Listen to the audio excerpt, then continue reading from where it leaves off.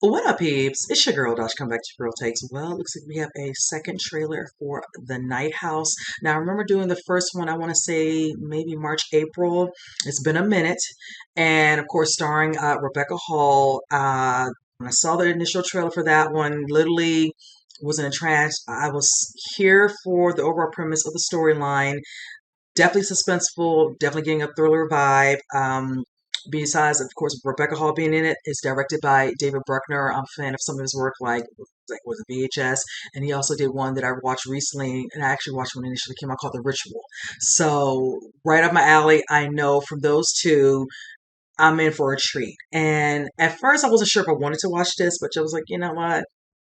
I saw quite a bit. They kind of let you know a little bit of the premise. You still don't understand what's really going on, per se, with, her now, husband being now, her being widowed, excuse me. So, with that said, let's go ahead and just jump into it. I'll say the rest of my thoughts at the end, you guys.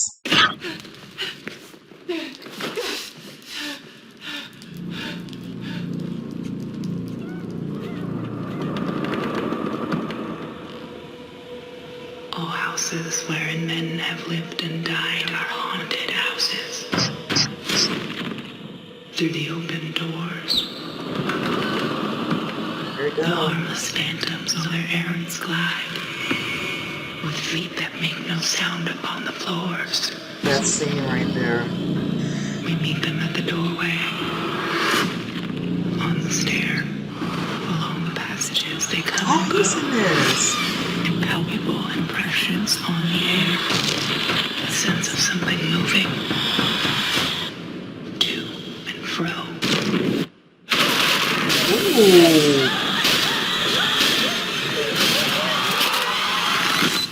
The Night House. Oh Rated my R. God. All right, you guys. I definitely enjoyed this trailer. Didn't give a lot away, but you definitely see a couple more added scenes that adds on more layers to the story. Now, from the first trailer, remembering her finding some individual things that her husband had been working on, but didn't realize he was working on a house. Of course, you remember seeing the house, and it looks like a replica of the one you're in, just kind of done backwards.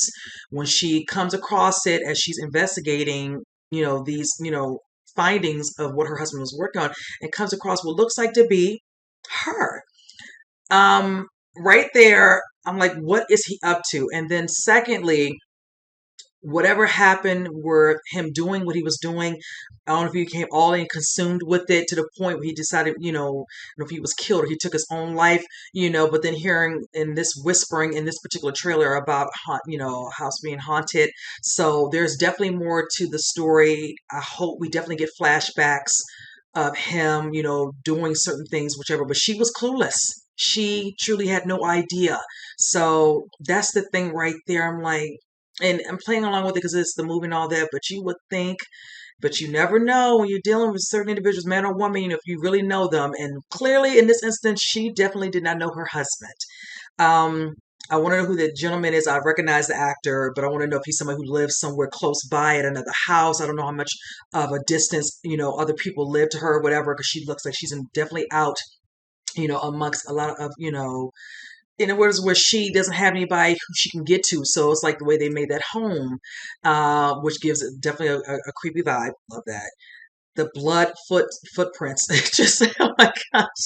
And then seeing what looked like to be him nude, standing there, just oh my goodness, yeah, yeah. I'm most definitely planning to see this. I need my questions in my mind answered, and hopefully this will provide that in this movie, because it's a lot going on and I'm actually here for it. So I'm just glad that they really didn't give too much away, because the last part I will say for Endus is that part with that doll with the kind of large, like toothpicks in it, whatever, like he's able to control. You clearly see how it falls out, she falls to the ground, whatever, and all. Like it's a replica of her of some sense, where I don't know what he did or put some sort of spell on it where it's possessing. I don't know if it does this with her replica. Just like, again, so many things, questions that need to be answered. And yeah, that makes for definitely a good story. And I have to give it to David Bruckner with this one. I'm really feeling this because going in here just like she's going to be totally blinded as to what the heck her husband's doing. I am too, and I want to know more. So with that said, you guys comment below. Let me know what you think. And with that said, I'll see you guys next reaction. You guys take care.